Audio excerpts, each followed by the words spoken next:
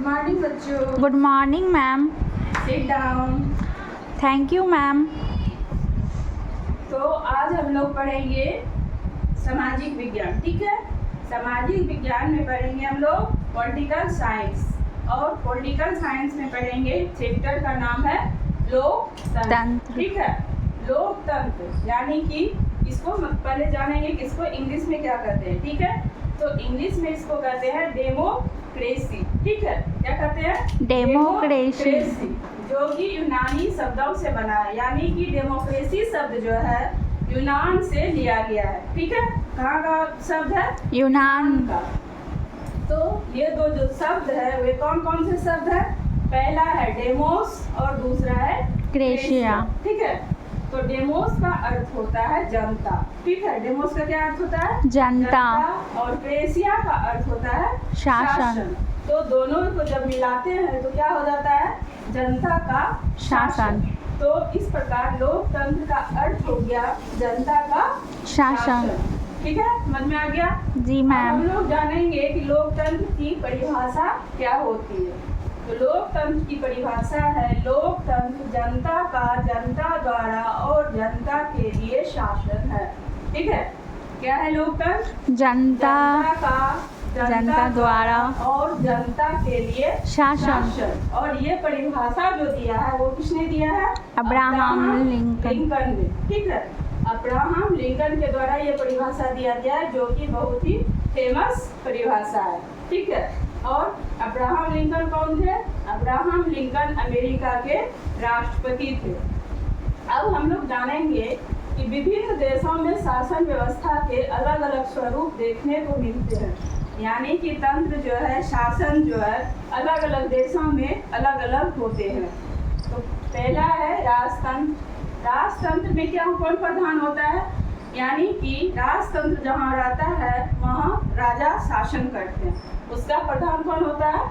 राजा होता है। और वहाँ जो है चुनाव नहीं होता, वहाँ पे जो शासन प्रणाली है वो वंशानुगत होती है, यानी कि पहले जो राजा है उसके बेटा बनेंगे शासक, या फिर उसके भाई बनेंगे उसके डेथ होने के बाद, तो उसी को कहते हैं राजतंत्र। तो नेपाल में जो है 2006 से पहले क्या था? राजतंत्र ही था, लेकिन वर्तमान में वहाँ भी लोकतंत्र स्थापित हो चुका है।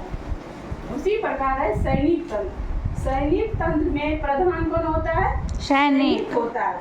तो ये शासन व्यवस्था कहाँ में थी?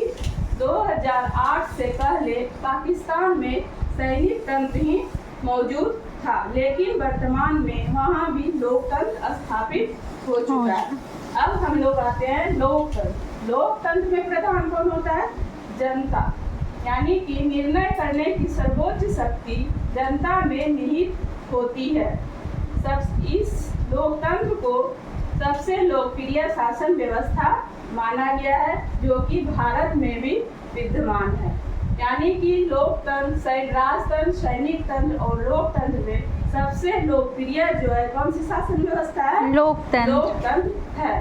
इसलिए इसे भारत में भी जो है कि अभी लोकतंत्र ही है। अब हम लोग पढ़ेंगे कि लोकतंत्र कितने प्रकार के होते हैं। जी मैम। लोकतंत्र दो प्रकार के होते हैं, प्रत्यक्ष लोकतंत्र और अप्रत्यक्ष लोकतंत्र। प्रत्यक्ष लोकतंत्र को हम लोग कहते हैं डायरेक्ट डेमोक्रेसी, और अप्रत्यक्ष लोकतंत्र को कहते हैं इनडायरेक्ट डेमोक्रेसी। डायरेक्ट मीनिंग से ही स्पष्ट हो रहा है कि डायरेक्ट यानी कि हम लोग अपने शासक को डायरेक्ट चुनते हैं, यानी कि प्रधानमंत्री, मुख्यमंत्री, राष्ट्रपति जो भी होते हैं उन लोग को जब हम डायरेक्ट चुनते हैं तो उसको क्या बोलते हैं? प्रत्यक्ष लोकतंत्र, ठीक है। और है अप्रत्यक्ष यानी कि इनडायरेक्ट, यानी कि हम लोग उन लोग को डायरेक्ट नहीं चुनते हैं, हम लोग अपने प्रतिनिधि को चुनते हैं, और हम लोग के प्रतिनिधि जो है मुख्यमंत्री, प्रधानमंत्री, राष्ट्रपति इन लोगों को चुनते हैं, इसलिए उसे कहते हैं इनडायरेक्ट डेमोक्रेसी। तो अभी जो है कि हम लोग के भारत में कौन सा लोकतंत्र है? और प्रत्यक्ष, क्योंकि हम लोग डायरेक्ट मुख्यमंत्री और प्रधानमंत्री या राष्ट्रपति को नहीं चुनते, हम लोग अपने प्रतिनिधि को चुनते हैं, यानी कि विधायक को चुनते हैं, सांसद को चुनते हैं, और वो लोग किसको चुनते हैं? मुख्यमंत्री और प्रधानमंत्री को चुनते हैं। तो इस प्रकार भारत में कैसा लोकतंत्र है? लोकतंत्र तो है, लेकिन कैसा लोकतंत्र है? अप्रत्यक्ष। प्रत्यक्ष लोकतंत्र है। अब हम जानेंगे कि लोकतंत्र, प्रत्यक्ष लोकतंत्र जो है कि कहाँ पे है। तो स्विट्जरलैंड एक देश है जहाँ की कैसा लोकतंत्र है?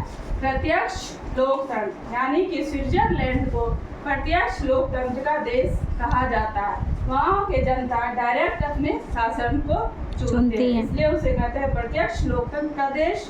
और हमारे भारत में अप्रत्यक्ष लोकतंत्र। मेरा नाम फुलवाला बैद्यनाथ उच्च विद्यालय जगनी, चंपानगर, पूर्णिया।